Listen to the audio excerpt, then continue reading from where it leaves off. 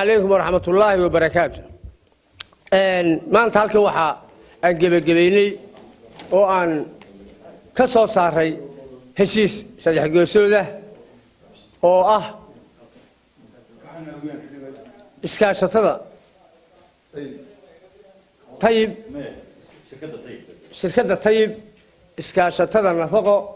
يو دولة دهوسة وكوه جامينيسة أيها وحن صاري heshiiska laga gaaray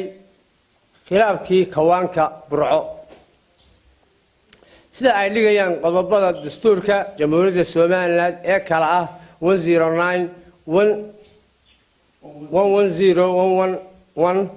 oo sheegaya in dawladda hoose u madax bannaan yihiin dawladda hoose madax bannaan maamulka degmooyinkooda iyo xeer number 23 oo soo baxay 2002 qodobkiisa afariyo toddobaatanaad oo dhigaya gowraca iyo sariibadaha faqradiisa kala 1 2 3 4 iyo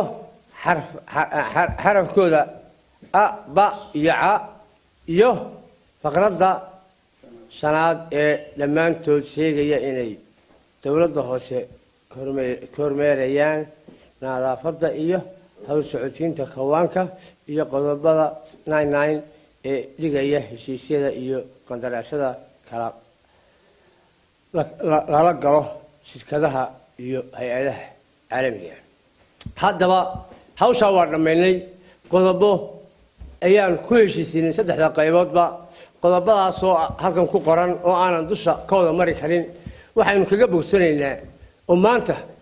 alxamdulillah rabbil caalamiin waqtigii wasiirada ahaa halka yimi oo aan ka soo haray markii dambe oo aan mudafar cishaa ka dambeeyay isla rogodkii dambe iyo sukaankii dawladaha hoose iyo nafaqo iyo iyagoo ay wasiiradu inta badan nala dhameeyeen nafaqo hawsha nafaqo iyo hay'adda dhameeyeen shirkadda iminkana ay xaqii dawladaha hoose iyo aan u haray anigu oo xilkayga gaarka ahaa gobolada iyo degmooyinka waxaan u mahad celinayaa dhammaan darafyadii iyo qaybihii ka hawlgalay hawshaas oo keeni karta nadaafad darrada magaalada iyo xoolaha meel walba lagu qala in cudurro iyo dhibaato iyo nadaafad darro ay keenaan iyo waliba xoolo aan la hubin sida loo gowracay iyo nidaamka islaamiga sida ay waafaqsan yihiin waxa markaa noo soo baxay inay dadku dad wanaagsan yihiin alxamdulillah rabbil caalamiin waxa uu mahadnaqayaa ururka nafaqo ee iskaashatada hiliblaha waxaan u mahadnaqayaa hay'adda waxaan u mahadnaqayaa dawladda hoose oo xildhibaanadu ku hogaaminayeen iyo maayarka Xigeenkii degmada burco